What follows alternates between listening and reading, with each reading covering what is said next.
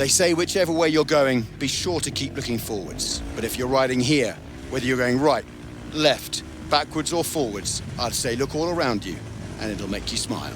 Then look up and thank the Dakar gods for this blessed ride. And then look forwards again quickly before you hit something.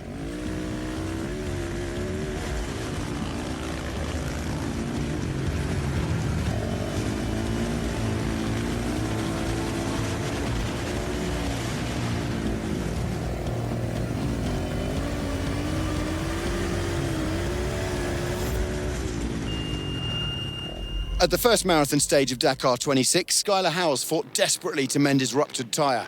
But what you may not know is how he actually did it. But don't worry, I found out for you. The hole in the tyre, when that happened, it started melting the mousse. And so there was about a section inside the tyre that was completely gone away.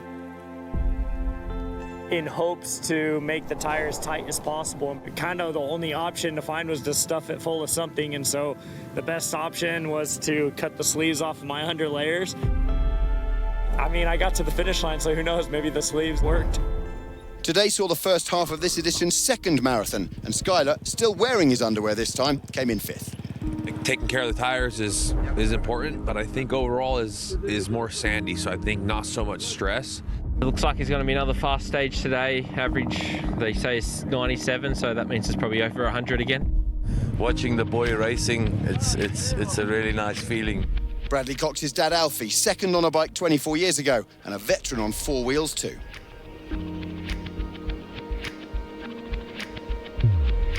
It's still the Dakar Rally. It brings something that makes a grown man cry. Or laugh, right, Branchy? Not an easy day to lead out. Luciano Benavides, winner of 3 of the last 4 stages, set out first but was down to 52nd by the first checkpoint. That tricky early navigation caught a lot out.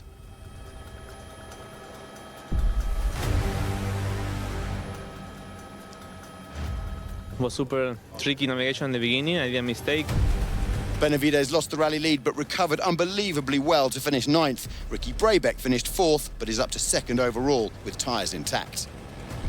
I'm positive I have a good mousse to give it 110% tomorrow. A Rally 2 rider on the podium for the first time this year. Iron Mike Doherty, who has 6 class wins, was up there all day and finished 3rd. I guess everyone all made the same mistake, and I don't know, luckily for me, I just found the right piece, and I found the right way. Defending his crown, Daniel Sanders has led the field more than anyone else this year, and he's back on top tonight at the Desert Bivouac. But it was another bad day for his young teammate Edgar Canet, winner of the opening 2 specials. I take a little bit different line. I hit one rock and I broke the front wheel. Winning his 3rd stage this year, the man we expected to be Sanders' main challenger, Tosha Sharena.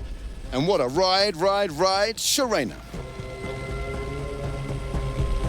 They did a mistake so early in the morning, so my strategy changed and I tried to push from that moment, take all the bonus possible. So we'll have the mission to open the stage tomorrow and then we'll see. Realistically, it's now between Sanders, Brabeck and Benavides, although it wouldn't be talking tosh if I said Sharena has an outside chance. Preston Campbell leads Rally 2 by 17 minutes 28, and it's neck and neck in Original by Motul. 29 seconds between Pedro and Melo. I'll let them tell the story. Estamos en plena lucha con Benji. Je pense qu'il est repassé devant au classement, j'imagine, parce qu'il est arrivé un peu avant moi. He querido apretar al máximo, sabemos que el endurance es más rápido. J'espère juste qu'il ne sera pas bloqué dans ma roue et que j'arriverai à le distancer dans les dunes. It is all to play for. Desert Bivouac tonight. Ricky, you happy? I don't mind camping. I don't mind sleeping outside. The only thing I have a problem with is there's no freaking pillow. The open plains of the Bisha Valley. Tiny birds who lay massive eggs. But today, the cars took flight too.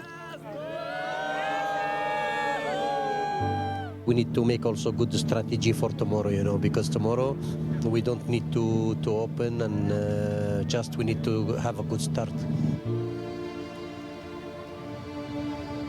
I think there is still a long way to go on. Some of those cars had their wings clipped as a huge crowd gathered to watch. Matthias Ekstrom led out, and as well as slipping up with navigation and slipping down the dunes, he sees his chances slipping away.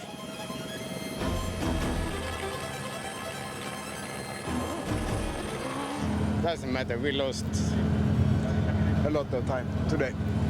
And he wasn't the only one. Nasser al-Attiyah also lost his way. 26 minutes for him and 32 for Ekstrom.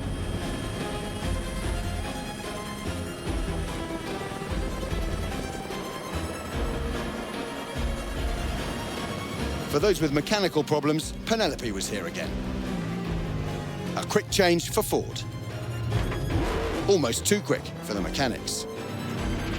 But this was a fairly disastrous day for Henk Laterken.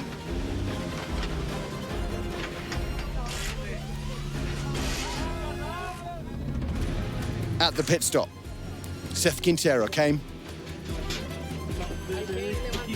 and went.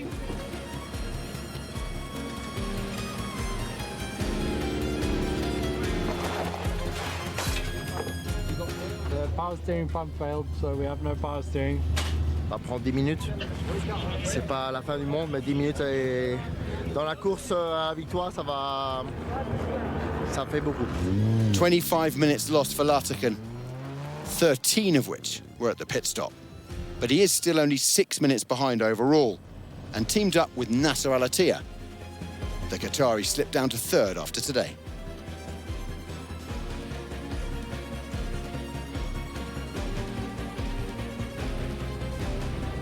As you can see, it was a very, very challenging day for many of those who might have been in contention before.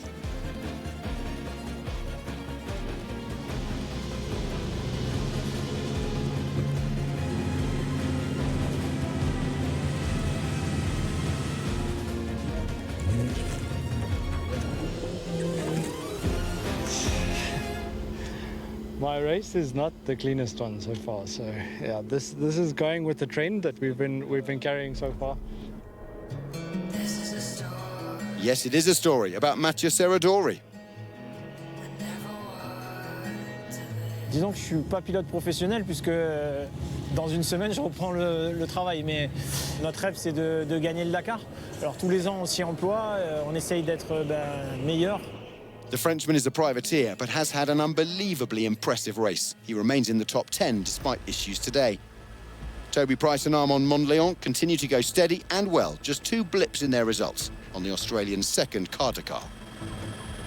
But it was a family 1-2 in the ultimates. Michał Gokczał, another privateer, going head-to-head with his nephew for bragging rights over dinner. And youth triumphed over experience. Eric's first stage, and he became the second Pole in history to win in Dakar's Premier Class after Krzysztof Howacz 14 years ago. So I'm really happy, really proud how we work with Shimon, and I don't know if I'm going to fall asleep tonight. Yes, you will, young man, but have you done your homework? The lead of the ultimate Dakar category switched between Ford's Nani Roma and Carlos Sainz, driving together but rivals overall. What a story this would be. The 3 legends, Roma, Sainz, al-Attiyah, separated by a measly 70 seconds with Laterken at 6 minutes. I did tell you it was a very difficult day for many of the cars. One of them was Martin Prokop.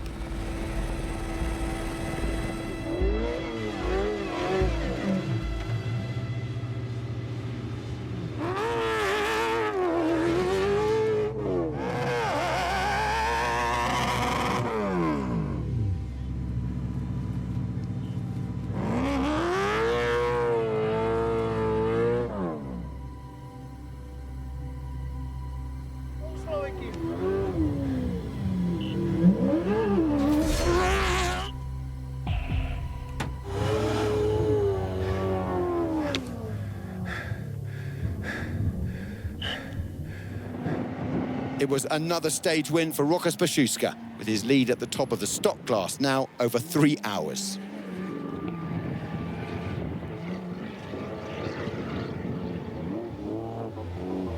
Akira Miura was the best of the Toyota drivers today, finishing the stage in 3rd place behind the defenders. A broken alternator belt yesterday and problems with the diff today means it's been a tough couple of days for Stefan Peter Hansel. 5th he finished. Paul Spearings fell 21 seconds short yesterday. This time, he and his co-driver proved a so-solid crew, from third to the winner. The time turned around, winning by 1 minute 20 seconds from Kevin Benavides. At home in the dunes and getting to grips in week 2. Kevin's third podium in 4 specials.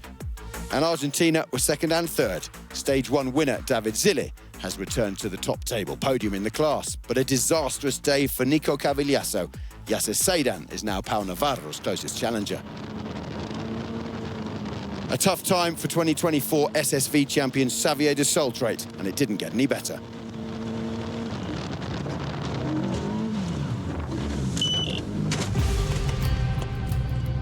Can-Am delivering another win, something Chaleco Lopez is used to delivering himself. Christopherson was second and Miller in third. Hegger still leads overall. And in the trucks, Mitchell is in control as champion Matic's truck came to a halt, while LePrice won his third stage despite an early error. We just destroyed a window at the beginning of the stage, my fault in the trees. It was not good for the navigator, but we made it even with a broken window. We will see what will happen tomorrow.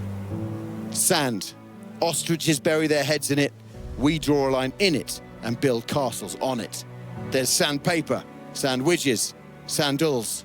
And whether you're Cisterno Lisandro, George Sand, or Alessandro De Meo, Daniel Sanders, or a Dacia Sandrider, the Golden Sea presents the same challenges. But what do Dakar competitors and camels have in common? They both do their business on it. And they'll be back doing that tomorrow, and I'll be here too. Catch you then, rally fans.